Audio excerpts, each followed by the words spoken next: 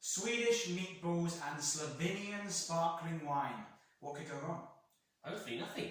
Hopefully nothing. Hopefully nothing. So we've got Medot here, the cuveé, the Extra Brut from the wonderful region of Extra Brut, which is on the kind of western side of Slovenia, touching upon Italy.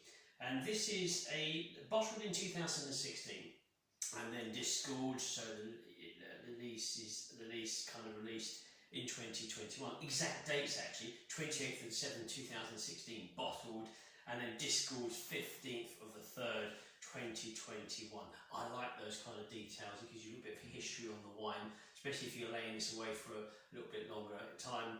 You've got that reference on the back here. So this is Medot. Do you have any information on this wine, Oliver? Well, the Sinsic family, which owns it, dates back to 1812. 1812, well. And this bottle won a silver medal in the Sea Breeze category. Sea Breeze category. Okay, let's see how this one rolls with the pairing. So let's give the wine a go first.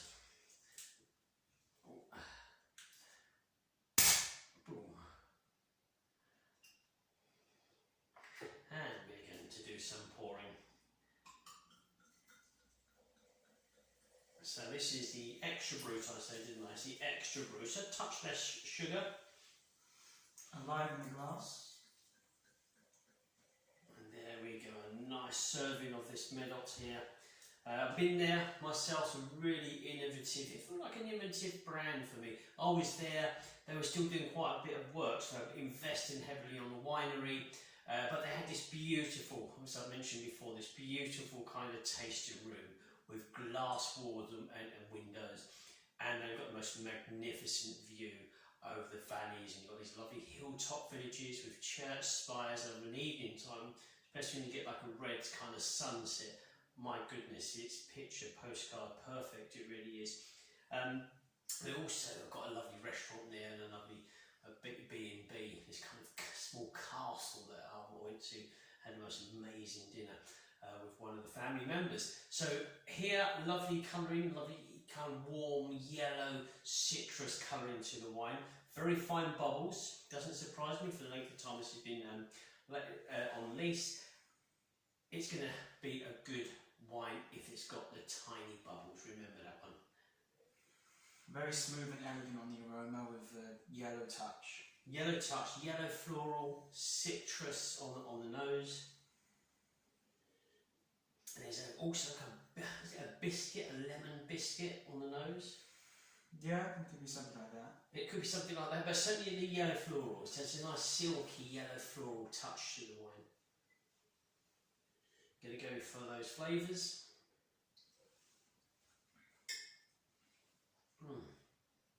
Nice. Nice dryness. Zesty burst, but subtle. Very alive in the palate. It's mouth-watering, brilliantly mouth-watering. Very refreshing. It tastes young, but you feel that this is a very good quality wine. The kind of lease elements to it, I can feel that touch of breadiness to the wine, along with lovely floral notes and the citrus splash, maybe even like ripe apricots and a touch of peach in there too. Lovely. How did you think? I thought basically the same. The only thing I'd add is with the citrus, I thought there was a touch of candy citrus. Candy sweets in it. Yeah. I get what you're saying. Yeah, I definitely get what you're saying. It's got a yellow feel to it. What was it again? It won the Sea Breeze. So did we get any of that kind of sea breeze? Let's go for that. I suppose from there, the initial bit, you could look at that as being a saline kind of touch. So you're on the beach and those waves are splashing, and in the atmosphere is the kind of the salty kind of sea air. Breathing that in, you've got a touch of that mixed in with the citrus elements. For me, that's a very delicate kind of, but it's not so much a zesty and zingy. I think it's just too calm for a zesty and zingy. So maybe the Sea Breeze is the right kind of a place for it to be bought. If not a spring fling, it reminds me of a spring fling. Okay. Okay, let's move on to the Swedish meatballs. Now, Swedish meatballs are made with 50% ground pork and 50% ground beef, and they are coated in what's it called? A creamy gravy of beef broth and sour cream. Swedish meatballs were based on a recipe King Charles XII of Sweden brought back from Turkey. Okay, yeah, from Turkey. Okay, so again, all these different countries around the world giving this wonderful cuisine. So we're going to give it a pairing. They look really good. Cooking in the kitchen, these smell so good. They're really good.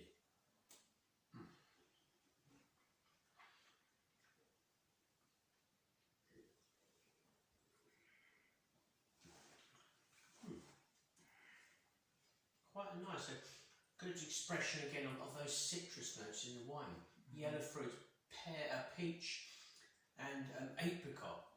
So touch of zestiness in there, that yellow fruit zestiness, but silkily delivered. Yeah. With the lovely to the sides, that meat, the lovely kind of very, again, it's like a silky, pasty kind of meatball. This is, those savoury flavours are coming through as well. Mouth-watering, touch of palate cleansedness, but the savouries coming mid-length to close.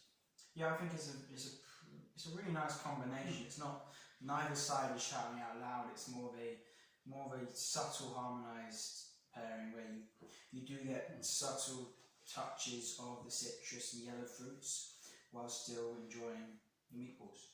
Yeah, and the meatball is really nice. I do like that. The pork and the beef, but it's kind of like almost what you say a pate style inside, but really good. The sauce is lovely and creamy. This wine holds its own with the pairing, but so does the dish. So you're getting best of the both. You can even enjoy a glass of this on its own in the dish, but when you combine them, they harmonise, as you say, together very nicely. So that I did enjoy, and a really good wine here from Medot from Slovenia. So meatballs from Sweden and Slovenian sparkling wine.